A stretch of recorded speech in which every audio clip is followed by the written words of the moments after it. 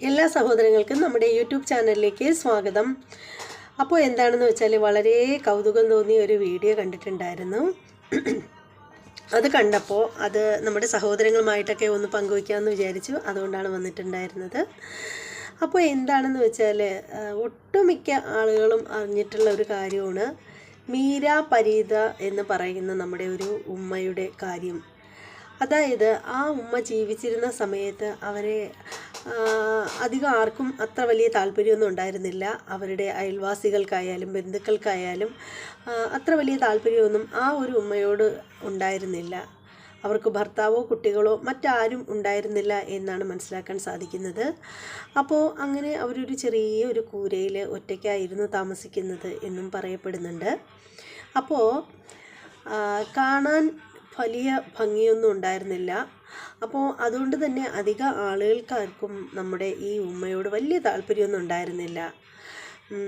അയൽക്കാർക്കൊന്നും പ്രത്യേക സ്നേഹമോ പരിഗണനയൊന്നും ഈ പാവത്തിന് കിട്ടിയിട്ടുണ്ടായിരുന്നില്ല എന്നാണ് മനസ്സിലാക്കാൻ സാധിക്കുന്നത്. അങ്ങനെ എന്ത് തന്നെയാണെങ്കിലും ഈ ഒരു ഉമ്മ മറ്റാരും സ്നേഹിക്കാനോ മറ്റാരുടെയും ഒരു സഹായമോ ഒന്നും കിട്ടാതെ വളരെയധികം ഒറ്റപ്പെട്ട് കഴിഞ്ഞ ഈ ഒരു ഉമ്മയ്ക്ക് ഒരു മക്കയിലേക്ക് പോകാനും അവിടെ വെച്ച് മരണപ്പെടാനും സാധിച്ചു എന്ന് അങ്ങനെ പറയുമ്പോൾ തന്നെ നമ്മുടെ സഹോദരങ്ങൾക്ക് മനസ്സിലാവുമല്ലോ ഇവർ എത്രമാത്രം നന്മ ഹൃദയത്തിലുള്ള ഒരു സ്ത്രീ ആയിരുന്നു എന്നുള്ള കാര്യം.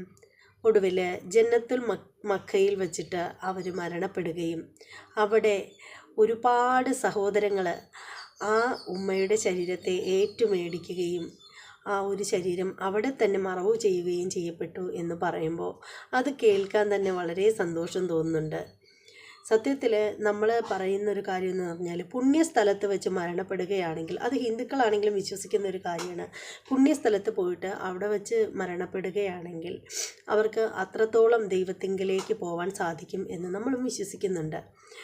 അപ്പോൾ എന്തായാലും ആ ഒരു ഉമ്മയുടെ ആരോരുമില്ലാതിരുന്ന എന്നാൽ ഒരു പരിഗണനയും ആരും കൊടുക്കാതെ ഒറ്റപ്പെട്ട് താമസിച്ചിരുന്ന ആ ഉമ്മയുടെ ശരീരത്തെ ഏറ്റുവാങ്ങാനായിട്ട് അവിടെയുള്ള സഹോദരന്മാരുടെ ആ ഒരു അങ്ങോട്ടും ഇങ്ങോട്ടുമുള്ള ആ ഒരു മത്സരം ഉണ്ടല്ലോ, നമ്മൾ പറയുമല്ലോ പിടിച്ചു പറിച്ച് കൊണ്ടുപോയി എന്ന് പറയുമല്ലോ, അതുപോലെ ഓരോരുത്തരും ആയിട്ട് വന്നിട്ട് ലാ ഇലാഹ ഇല്ലല്ലാ വിളിച്ചിട്ട് അമ്മയുടെ ശരീരത്തെ ഇങ്ങനെ എല്ലാവരും പരസ്പരം ചുമലിലേറ്റിക്കൊണ്ട് പോകുന്ന ആ ഒരു അത് കണ്ടു കഴിയുമ്പോഴുണ്ടല്ലോ നമുക്ക് നമ്മുടെ ഹൃദയത്തിന് വല്ലാണ്ട് കുളിർമ തോന്നുന്ന ഒരു കാഴ്ചയാണ്. അപ്പോൾ ആ കാഴ്ചയിലേക്ക് ഞാൻ നിങ്ങളെ കൂട്ടിക്കൊണ്ടു പോകാം. അപ്പോൾ എല്ലാ സഹോദരങ്ങൾക്കും വേണ്ടിയിട്ട് ആ ഒരു കാഴ്ച നിങ്ങളൊന്ന് കണ്ടു നോക്കൂ.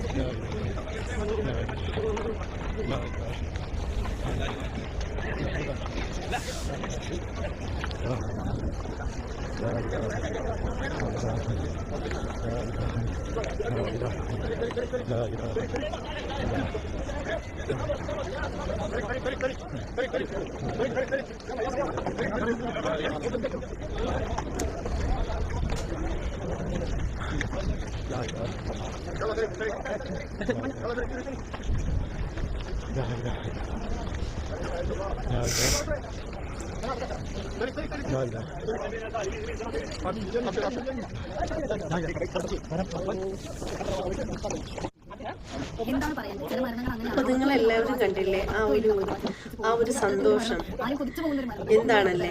ഇതിനേക്കാൾ വലിയ ഭാഗ്യം എന്താണ് അവർക്ക് വന്നു ചേരാനായിട്ടുണ്ടായിരുന്നത്? ഞാൻ ഇത് പറഞ്ഞപ്പോഴാണ് ഓർമ്മ വരുന്നത്, ഞാൻ ഇന്നലെ കണ്ടിട്ടുണ്ടായിരുന്ന ഒരു വാർത്ത.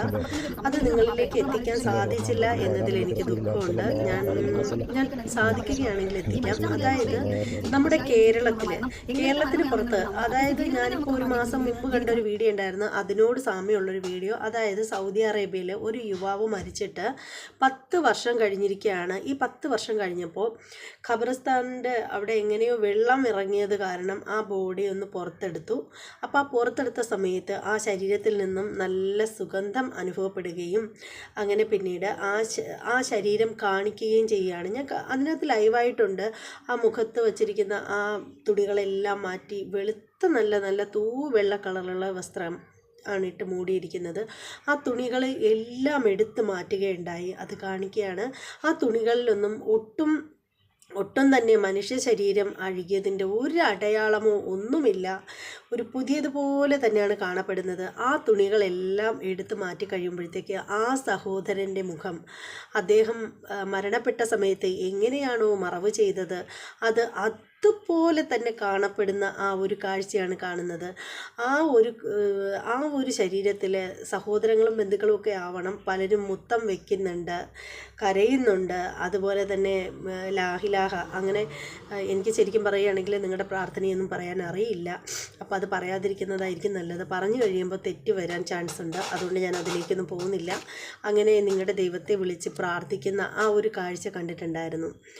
സത്യം പറഞ്ഞാൽ 10 വർഷം മണ്ണിൻ്റെ അടിയിൽ ഇരുന്നിട്ടും ആ ഒരു ശരീരത്തിന് ഒരു കുഴപ്പവും പറ്റിയില്ല എന്ന് പറയുമ്പോൾ അത് ശരിക്കും പറയുകയാണെങ്കിൽ പലരും പറയും വെറുതെയാണെന്നൊക്കെ. വെറുതെയൊന്നുമല്ല. എനിക്കിതിലൊക്കെ നല്ല വിശ്വാസമുള്ള കൂട്ടത്തിലാണ്. പിന്നീട് അതുപോലെ തന്നെയാണ് ഇപ്പോൾ കേരളത്തിൽ സംഭവിച്ചൊരു കാര്യം. അത് ഇന്നലെയാണ് ഞാനതിൻ്റെ വാർത്ത കണ്ടത്. അതിപ്പോൾ ഈ അടുത്ത സമയത്ത് ഇറങ്ങിയൊരു വാർത്തയാണ്, പഴയതൊന്നുമല്ല.